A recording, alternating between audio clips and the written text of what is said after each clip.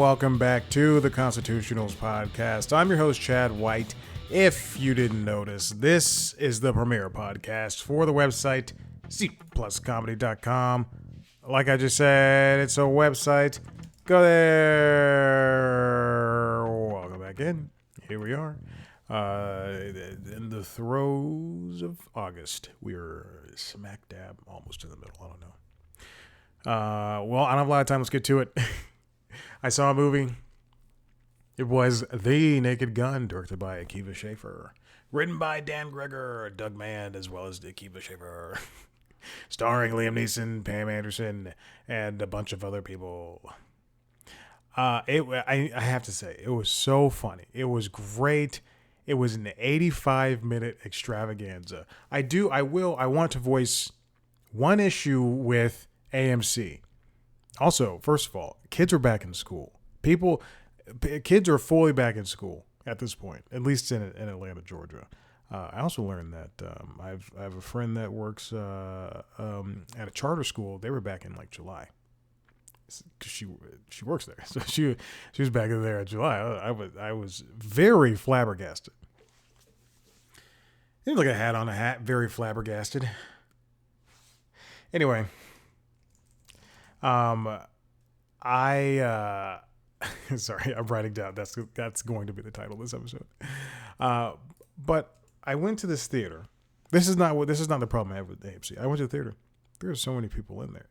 It was like 10:30 on a Wednesday.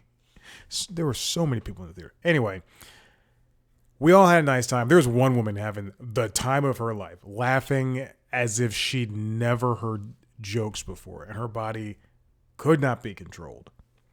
I did not fault her for that. Usually I'd be like, oh, these people. No, it was very funny. I enjoyed it. But there's still enough people in there to where I went.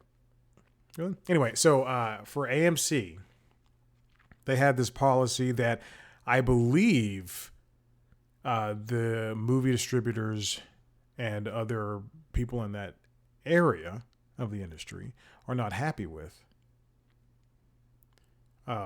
In that, at least I saw the headline of an article that said they were not happy with. They're not happy with the 25 to 30 minutes of credits and trailers and commercials ahead of movies.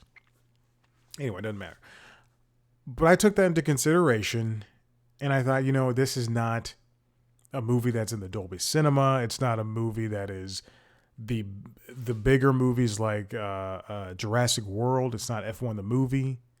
This and Together, usually I show up 15 minutes in. I don't want to see all the trailers because I've already seen all the trailers at home.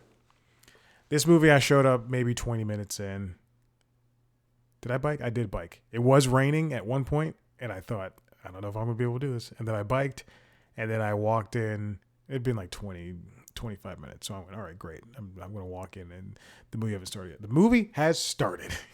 I walked in on Liam Neeson at the beginning after he beat up the bad guys robbing the bank, and he was revealed to be the Girl Scout in disguise. So I was very perturbed about that. Other than that, it was a very funny movie. Again, it's wonderful that we can have a comedy movie in theaters, and it actually has done well, critically, box office wise. That's great. I'm so glad this is brought. Because we need movies like this in theaters. We can't just have movies like this at home. I watched The Pickup. I believe that's what it's called. 2025 movie by Tim Story. See, it was just such a forgettable thing. I will say this. I had no idea this movie existed. I'm a fan of every single person involved. I like Tim Story. I do like Eddie Murphy and Pete Davidson, Eva Longoria and Keke Palmer. I do like every single one of those people. I had no earthly clue that this movie existed. And at one point, I think what came out last week, August 6th. I think it came out on August 6th. And I'm sitting on the couch. It is Wednesday, August 6th. Yes. It is August 6th at 7:30 p.m. I've cleaned up from dinner. I'm sitting on the couch and I've taken Maverick out. I'm looking for something to watch. And I see this movie's on Prime, and I go, first of all, I clicked on the Prime. That's a big thing. Second, I turn the movie. I look at this and I go, what is this? I don't even watch a trailer. I just press play because I see that it is 94 minutes long, and I go, I'm going to bed at 9 p.m. This movie better be done by the time I finish. I'll say this. After seeing that same day, The Naked Gun in theaters, and then watching a movie that is the Pickup, that is more or less an action comedy. I kind of wish this one was in theaters too. It is worse than The Naked Gun. The Naked Gun is fantastic, but this movie is not very quote unquote good, and there's a lot of loose ends and things that just don't make sense. However, I will say there's an action sequence that lasted 20 minutes, like truly, at the beginning of the movie, maybe 20 minutes after Eddie Murphy and Pete Davidson meet. It is a long. It might be 20, it might be 10, but it felt long, and it really works. I'll say this: the action in the movie was pretty decent. I couldn't believe Keke Palmer whatsoever. I just didn't believe her. Pete Davidson did something in this movie that I thought was insane. He pulled a gun. This happens early on. This is not a spoiler. He pulls a gun on Keke Palmer thinking that she's going to rob him. And there's video of it. And he does get fired as a result. But it's just so fun. Like, why would that happen? And it not be taken seriously. Andrew Dice Clay's in the movie. Marshawn Lynch is in the movie. He's continuing his acting course. He was also in Love Hurts earlier this year. I'll tell you this: his agent or whoever is doing this casting, like getting him cast in these movies and TV shows, they're doing a great job. He was in Westworld. He was in Murderville on Netflix, which is a show that you would think would have come back, but whatever. He was in the Great American Baking Show, Lopez versus Lopez. He's in Euphoria. He was also in Love Hurts and the Freaky Tales movie and Bottoms, and it's crazy. Like he's in a lot of big named projects. So good for him. The Pickup was filmed in Atlanta. I could tell. But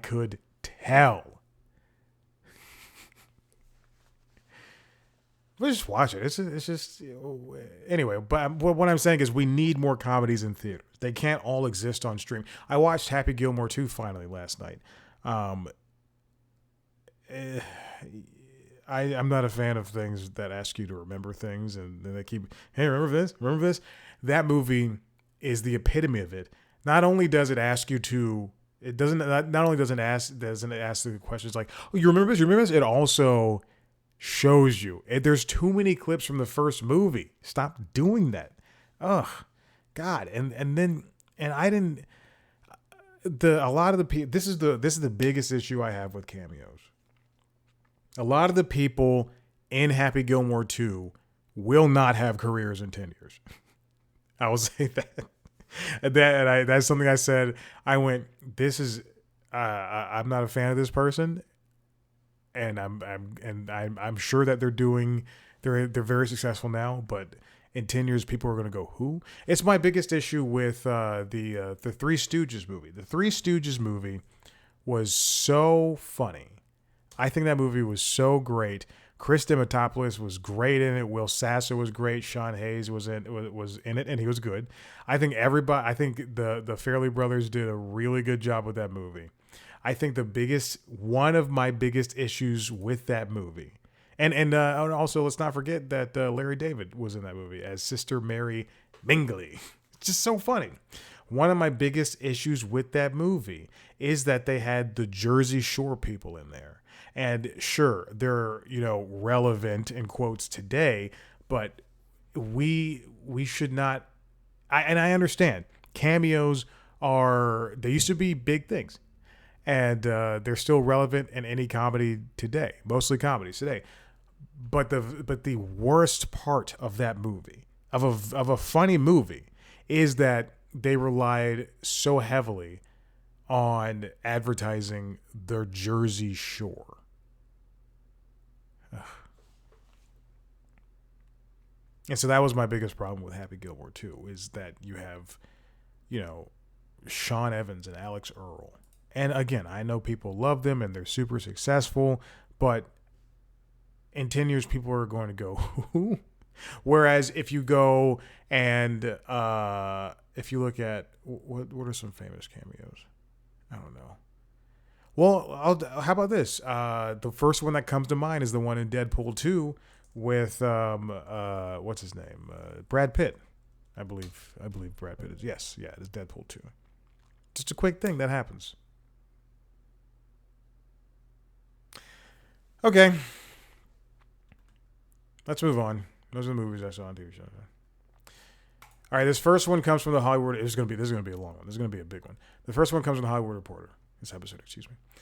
Fox One streaming service launch date and pricing revealed. We are in that moment of the year where we're not moment of the year, moment of the quarter where we're getting, from Apple and Warner and all these other companies, their earnings and what they have for the rest of the year being announced, kind of just like in footnotes and in these investor meetings. That's what they're called.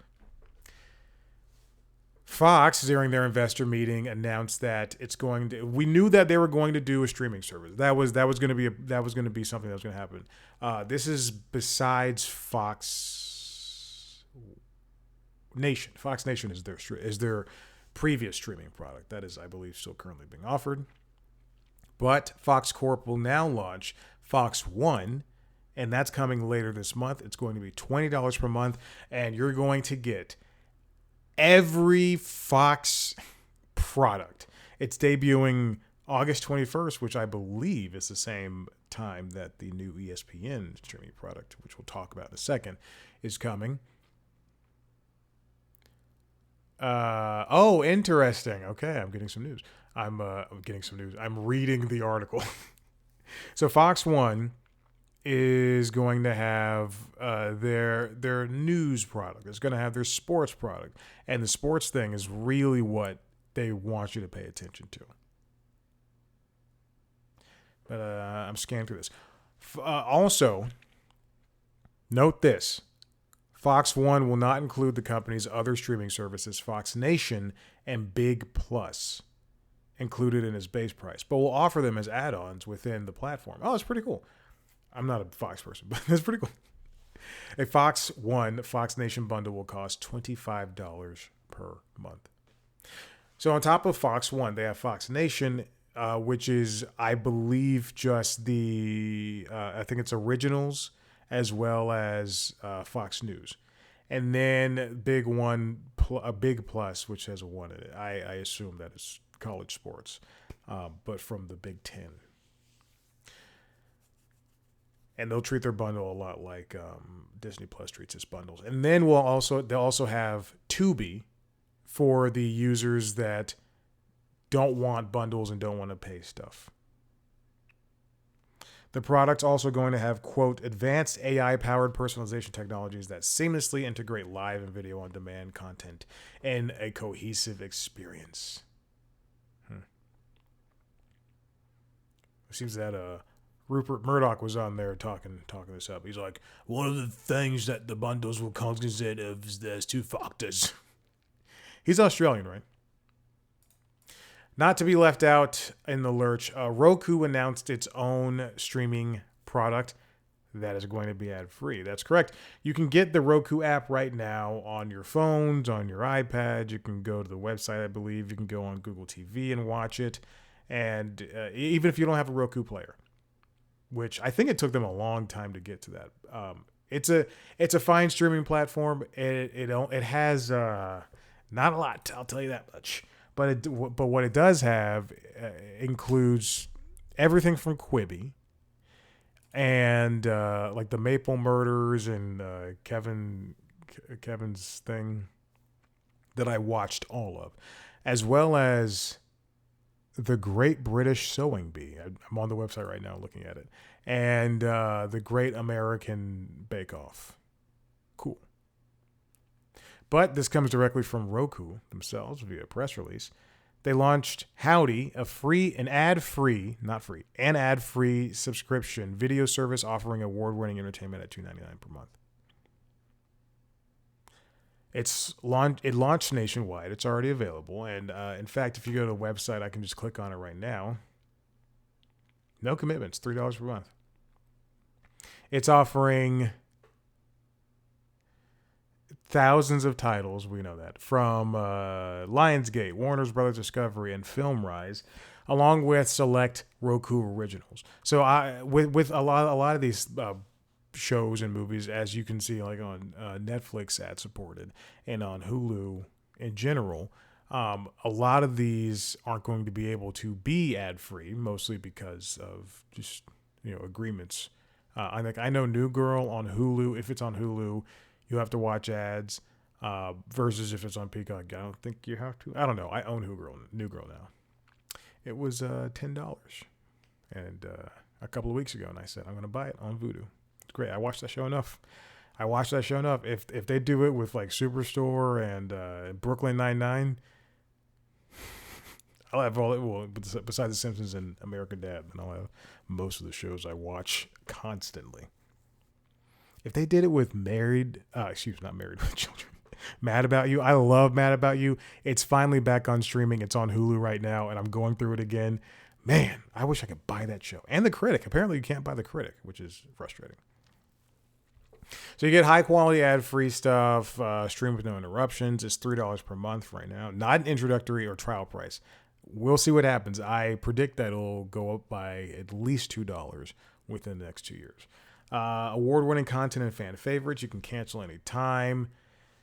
Everybody's got their own streaming platform right now. And if Howdy seems interesting enough to you, if you want to watch Unsolved Mysteries or Diary of a Mad Black Woman or the A Blade movie or the new that Elvis movie, not new, for $3 a month, and you don't want to watch ads, then by all means, go for it. What I do see is that a lot of these I'll say a lot of the movies, to the very least, exist elsewhere. Like if I type in, let me see, because I see Saw 3 on here. I don't see the other Saws, but Saw 3 is not. I typed in Saws 3. Saw 3 looks like it is available via a premium subscription on Prime channels and YouTube. Oh, it's on MovieSphere Plus free. So, yeah, I mean, a lot of these are available elsewhere. So, if you're one of those people that just wants to keep everything in one place, like it's on Roku, then boom, go for it. We also have details on the new ESPN streaming service. This comes from Variety, written by Todd Spangler. ESPN sets launch date for standalone streaming service is priced at $30 per month. Again, this one is launching August 21st. I was correct on that date. I can remember that date, but I can't remember my anniversary of my wife. Just kidding, I'm not even married. That poor woman. That poor woman. Whomever that will be. Again, this launch date, and the exact same idea with the Fox One launch date for August 21st.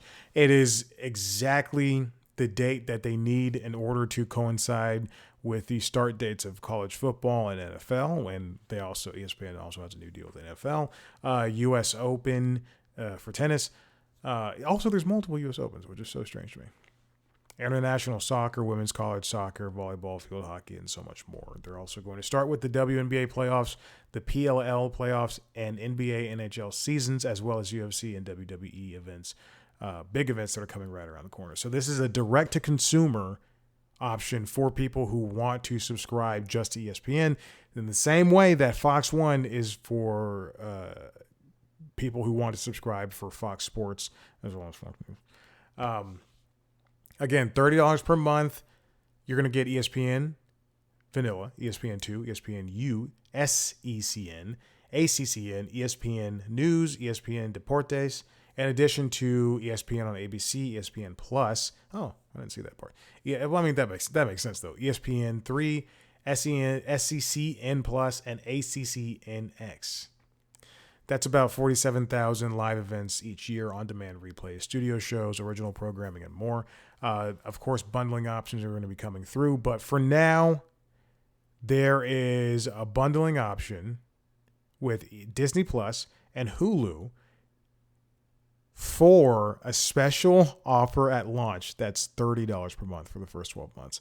I can only assume that it'll be roughly $50 after the fact. That is just my analytical mind thinking about that.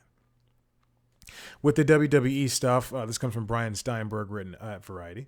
ESPN gets headlock on WWE live events like WrestleMania and new U.S. rights deal, content to roll off in NBCU's Peacock. NBC just got wrestling for Peacock. And like I feel like it's only been a couple of years, and now this new 5-year deal is going to be strictly for ESPN. Peacock lost its will to live, its reason to live. Sure, they have basketball, and that's wonderful. That's great. And they also have golf for now, but it makes and I believe some soccer, but it makes me wonder. Had they not gotten that NBA deal, which was a very lucrative deal, but had they not gotten that deal, Peacock would be truly dead in the water at this point. If they didn't manage to squeeze out, because the next Olympics is pretty well. We have the Summer Olympics coming up, or the winter. I don't know which one fucking exists. But WrestleMania, SummerSlam, Royal Rumble, and Survivor Series will be coming in 2026. WWE is going to continue to produce all the events, and ESPN will have the option to stream pre- and post shows tied to the events, 10 in all. The events will also be simulcast in certain linear ESPN venues. I think this is a wonderful deal for ESPN, especially the upcoming NFL deal, which we'll talk about. Hold on, I need to open that link. It's fascinating to me that this is happening in this world, and obviously it has to go through regulations, but I'm guessing our president doesn't give a flying fuck what happens. This next part comes from The Atlantic, written by Dan Shanoff. The ESPN NFL mega deal looks and feels like a big trade, so we're grading the participants. So we knew that there was a huge giant, as Shanoff writes here, blockbuster deal between ESPN and NFL, which the ESPN Disney is taking over NFL Network, linear rights to Red Zone, NFL Fantasy, and other content assets to ESPN. But I think besides ESPN having access to all of NFL media in general, I think one of the biggest takeaways from this is that ESPN is also getting a 10% equity stake in the network. It feels like, yes, ESPN is, as Shanoff puts here, ESPN is getting the A grade, but it really feels like the NFL is just kind of, offloading the pressures of what it takes to run a media conglomerate with NFL media, and they're just kind of getting in easy money with ESPN. Let's start with what ESPN is getting. This is a big win for ESPN, according to Robert Fishman from MoffettNathanson Media. He's an analyst there. They're fused at the hip with the most valuable league in sports. And then see, there's also, there's new leverage for distribution fees with cable companies or bundled streamers. You know, when DirecTV has a dispute with Disney and they say, well, we're not going to be able to offer ESPN and ABC and Disney Channel if we can't come to an agreement on distribution. Well, now Disney can go, hey, we've got NFL games, and if you don't put us on, then you're not going to be able to get Monday Night Football or the rest of the NFL games that we own stuff to. NFL, of course, they, again, as I say, offload the media assets. They've been trying to do this for a very long time. We've seen, I know for Red Zone, to the very least, we've seen an increased amount of commercials over there, and it's been very stinky to subscribe and not enjoy those. This gives NFL Network even more prominence. It retained flexibility to continue to sell additional live game packages. But I wonder, after they truly gimped their studio shows, for example, Good Morning Football moved from New York and they lost 3 people in the last 5 years, 3 of the hosts in the last 5 years. 1, 2, 3, 4 or 5 people in the last 5 years. And now it's just kind of existing on the West Coast where, yes, they have a much better studio, but I think it's a worse product. A lot of people think it's a worse product, not just me.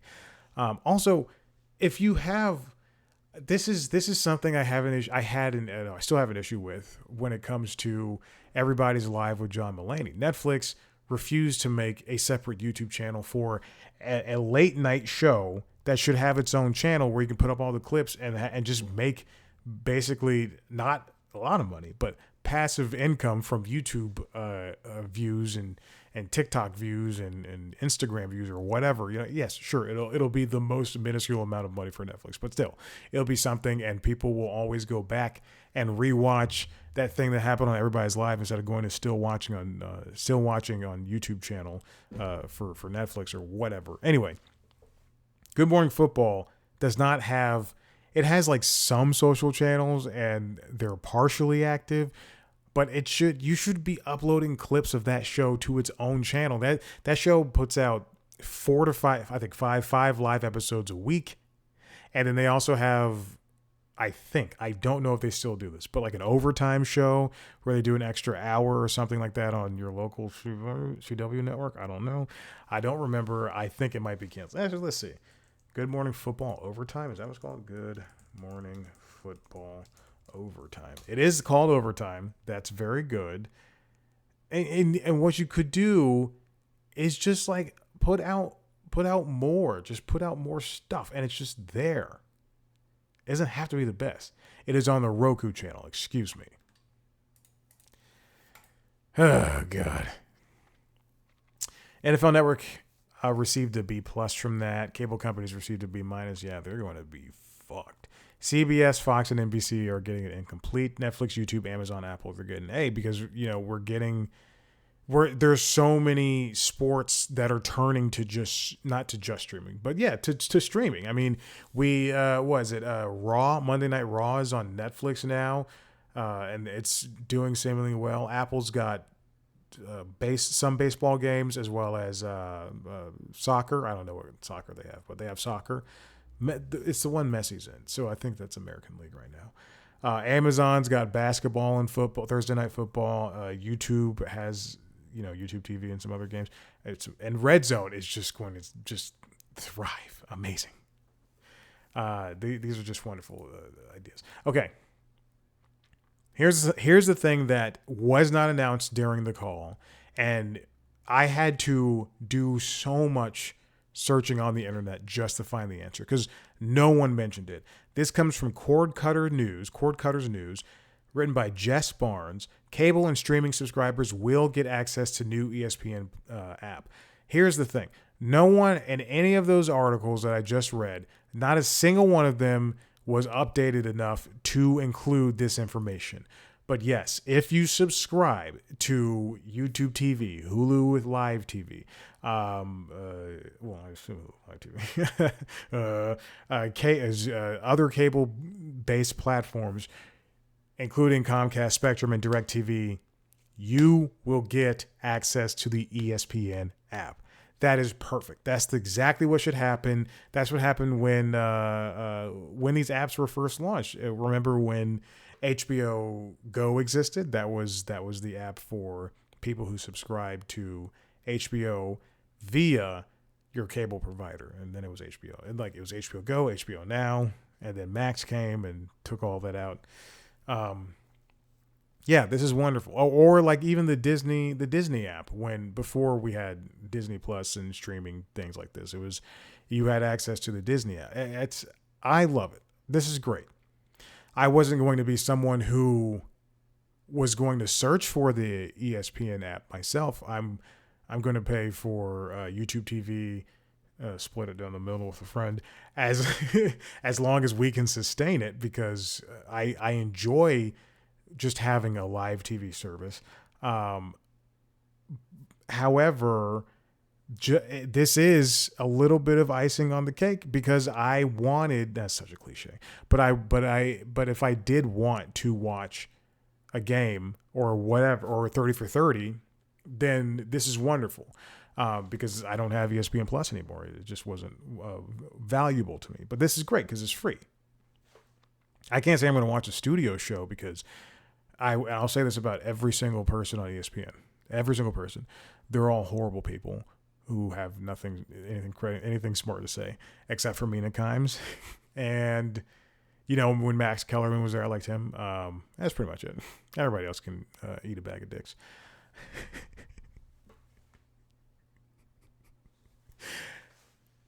So it's great. You're going to be able to just download the ESPN app. Also, we don't know what this is my problem. This is one of my biggest issues with the proposal of this app. We don't know what it looks like. For ESPN Plus, prior to them launching whatever on Hulu, when you get access on Hulu, or it was a panel on Hulu, you had to watch ESPN Plus stuff either through the web, through the ESPN app on a TV, or through the ESPN app on your phone. I did not like that in particular, because I think, a news app should just be news. I should be reading a lot of articles on a news app. Especially at this point, I want to read more, as opposed to watch, a 15-second ad and then watch a video, or watch a clip from a show. No, I want to read. This is why I like the New York Times app. If I want to read something, I'll read it. Yes, they have access to video, but they're readables. And the ESPN app is just so bad. It's just, I don't like it. It's just an unenjoyable app. The Athletic has no video. I think they should just have some video. They just give me some video. YouTube TV is this is an ESPN front row post, quoted below, lists YouTube TV as one of the providers that will offer access to ESPN app. CNBC's Alex Sherman now reports that YouTube TV and other providers have not yet made a deal to give their subscribers access to the app. So eventually this should come to light. All right. Speaking of the NFL, I want to continue off this. This comes from Awful Announcing. No one has talked about this. This is written by Brendan Clean. On top of getting 10% equity in ESPN, the NFL acquired a stake in CBS as part of Skydance merger, giving the league equity in 2 broadcast partners. Wow. After a similar deal with ESPN this week, the NFL now has equity in 2 of its broadcast partners ahead of TV rights talks in 2029. That's going to be a crazy conversation. The Wall Street Journal reported that the NFL also took an ownership stake in CBS as part of the acquisition from its parent company, Paramount Global, by Skydance Media. The Wall Street Journal article, which is written by, let me get that out of here, Joe Flint, my good friend, notes that the league will take equity in CBS, quote, through a content partnership with Skydance Media. No other details were given. Prior to the deal, the NFL owned a stake in Skydance. Their content partnership included co-production on the show Hard Knocks. The league also maintained a partnership with Redbird Capital Partners, a venture capital partner firm that provided funding as part of Skydance's merger with, what the fuck is going on, with Paramount. We don't have any more news about this, but this really helps the case for. I genuinely am so sorry. I have no fucking clue. I'm gonna replace this cable. That's what I need. We have no clue how this is going to perform. It's unclear from the WSJ report whether the NFL acquired partial ownership of CBS as a result of existing stake in Skydance, or whether the NFL took on a larger stake in the new company as part of the merger. I would bet that they, based on the ESPN thing, I would feel that they've taken on partial ownership of CBS, which would make them put better games on, or more sought after games on CBS. But again, that's just entirely conjecture. Continuing off of sports, again from Cords Cutters News. This comes from Luke Boma. Fubo, and the Hulu plus Live TV merger may not close until 2026. That's according to Fubo itself. All right, if you recall the saga, which we have another update on a streaming app bundle, but I will not be talking about that today.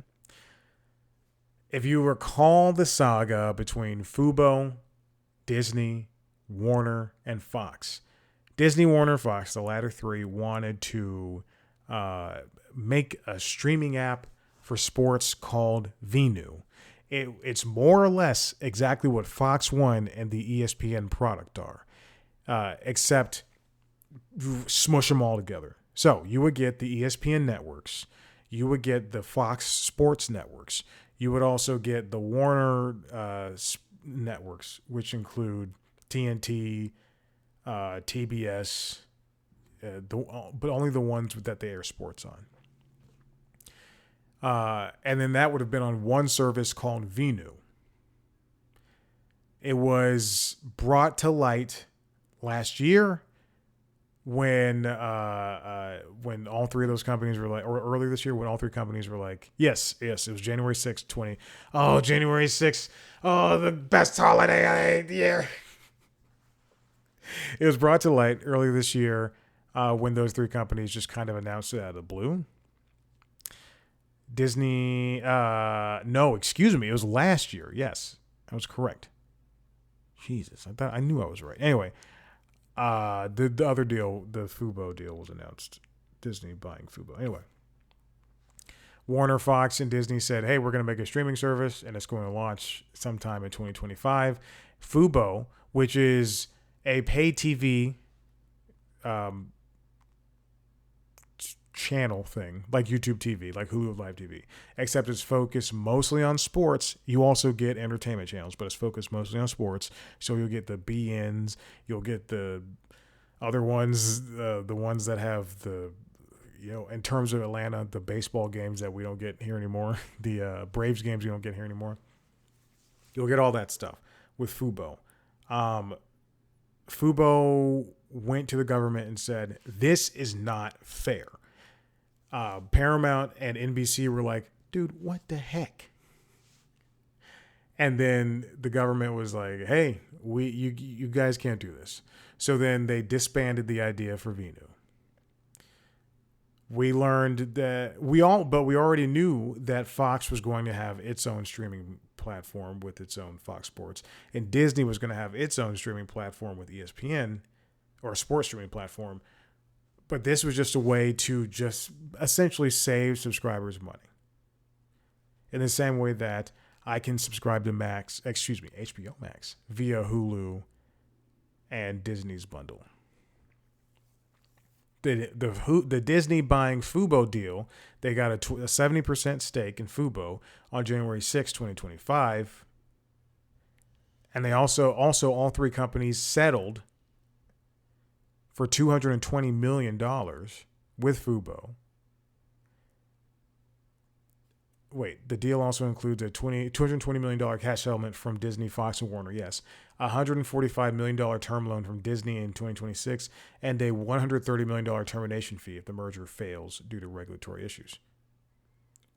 So Fubo managed to make so much money by telling people, hey, this is not fair. So as the Department of Justice looks over this new merger, it's probably not going to happen until sometime next year. It's, as we get these new streaming platforms merging in another pay TV thing with another one, because that's what's going to happen. Fubo will probably merge into Hulu with live TV. And then Hulu with live TV will merge into Disney Plus, which we learn and which we'll talk about next. It's important that they, get ahead of the shedding of the customers, because they both lost 100,000 subscribers each in the second quarter of 2025.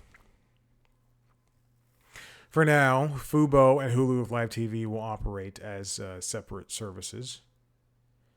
However, the merger's eventual completion could lead to a more flexible programming packages, including regional sports networks on Hulu plus live TV, or a Disney bundle option for Fubo users. I hit the microphone. As many issues as I have with Disney as a company, I do think that in terms of what they offer their audiences, they know what works. They were one of the first companies. I won't say they were first, but they're one of the first companies to recognize that people would rather pay for, ad-supported packages or whatever, or just like have a bunch of packages for their subscriptions in lieu of just paying for the same subscriptions over and over again, because that would lead to churn. Whereas with the Disney Plus and Hulu bundle with ESPN, or the ESPN Plus, or that same bundle with HBO Max, people are now going to say, hey, you know what? I'd rather pay $18 a month to get all three of those instead of paying, $12 and $20. I'd rather save $3 than save no dollars. But again, Fubo, I think, could have lasted if it just kept advertising itself during games. If they went to, customers in obviously in places where the internet is not the best. I think that's a big issue around the nation and around the world when it comes to people not leaving their cable provider. It's mostly because the internet infrastructure is just very unpleasant. However, I do think that if they really worked on it, Fubo could be up there with Sling, and both Fubo and Sling could be wonderful competitors to YouTube TV and Hulu Live TV. There should be just multiple ways to watch things, I'm just saying. All right, now let's move on to The Hollywood Reporter. It's the final story written by Alex Weprin. Standalone Hulu app to wind down and be added to Disney Plus in 2026. Hulu is not going to be going away, but its name will take over the international tile that is Star across the pond, as well as basically just become a channel on its own. Hulu is, next to Netflix, one of the first streaming platforms. It launched years ago as a venture between like Fox and CBS or something like that, and then eventually all the broadcasters came in and put their shows on there. I mean, you could watch. It was so great. It was wonderful. Oh, I missed that. And and that's when like South Park was airing. If you went to southparkstudios.com, you could just see like clips of South Park, and man, what a time just discovering what streaming was. Bad internet all over the place. this was the logical thing to happen. I don't like it, but it's what has to happen. And this is only going to make Disney Plus much more expensive and a much more viable app, compared to Netflix. So the company is going to sunset the standalone Hulu app next year, and then it's going to integrate Hulu into Disney Plus into one app experience. It never made sense, when Disney Plus launched, why Hulu existed. And then when they made Hulu a tile on Disney Plus, that was the first indication. That's when we all should have gone, yes, that is what's going to happen at some point. And this makes me wonder, if you subscribe to ESPN Plus, you obviously get access to live sports that ESPN Plus offers on Disney Plus and on Hulu. But for the ESPN app itself, would you be able to, like, if I subscribe to YouTube TV with a friend, and if would we be able to sign into ESPN the app, ESPN standalone, ESPN DTC, direct to consumer, with the YouTube thing, and then log in via on the Disney Plus app with that, or the Hulu app with that? For now, I don't know. It's all up in the air. I figure how they're going to treat Hulu on Disney Plus is the same way that they treat add-ons for Hulu on the Hulu app. So you have to go to the Hulu website and say, I want Paramount Plus, I want AMC Plus. I don't know if you're going to do AMC Plus on Hulu. And then I also want HBO Max. And then I also want, in terms of, like, if you're on Disney Plus, they'll be like, and then I also want Hulu. I feel like that's how that's going to work. The reason they're doing this is they're calling it a better consumer experience. And also that Disney Plus, I believe, has the better infrastructure. I think that's what I read at some point. Yeah, sure, why not? It's a shame to see Hulu. This is not going away, but it's a shame to see Hulu kind of fade out like this. Sunset is what they call. But Disney is the name. You can probably walk. I can probably walk around my entire apartment to everybody, and let's pretend there's 200 apartments here. I could probably walk around to. It's not 200 apartments, but I could probably walk around to 200 apartments and say, "Do you know Hulu? Do you know Disney Plus?" And then 70% of them, 78% would be like, "Yeah, I know Hulu." But Disney is the bigger name. Is it the better app though? I will say out of the both of them, it probably is Disney Plus. Yeah, I don't know. I like the idea of having everything in one place, but again, for the consumer, yes, it's easier, but it doesn't necessarily make it better or cheaper. Like, it's wonderful. I can see all of the Alien movies on Disney Plus, and I can get the new King of the Hill, and I can also see The Simpsons and Family Guy. But I want most of that. What the fuck is this Star Wars show? Oh yeah, I was watching Clone Wars. That's right. But I also like the idea of having them separated, because for Disney Plus, the only things I watch are The Simpsons. I tried to watch the new Phineas and Ferb, Kif, Bluey, and then Star Wars: The Clone Wars, because I watched it on Cartoon Network. And then my Hulu is just filled to the brim with, Archer and Always Sunny and American Dad and Mad About You, and this new Gumball show and The Bear. I kind of want to keep those things separate, because when you have apps like, let's look at Prime Video and even Hulu itself. When I go to Prime Video, and right now I got a deal on Paramount Plus via Prime Video on Prime Day. But right now, when I go to Prime Video, it is a mixture of things I can't watch, a mixture of things on Prime, and a mixture of things from Paramount Plus, which is, to the person who isn't bothered by all that stuff, who doesn't, it's great. That's me. That's great. But also, if it's not on my list, I'm not gonna give two hoots about it. Versus, I go Disney Plus. I know I'm going to turn on The Simpsons. There's a 90% chance that I'm turning on The Simpsons or a Pixar movie. I go, and it's like when I go to Netflix, there's too much junk just floating around there. Happy Gilmore too. Watched last night. Not good. Okay, listen, if you like what you heard here, head to the website, cpluscomedy.com, where you can see me talk to famous sometimes. If you want to see a video version of this show, go to youtube.com/cpluscomedy, where you can see a video version of the other podcasts. LinkedIn Logs, which is a jobs podcast, and Late Night Lately, which is the late night show.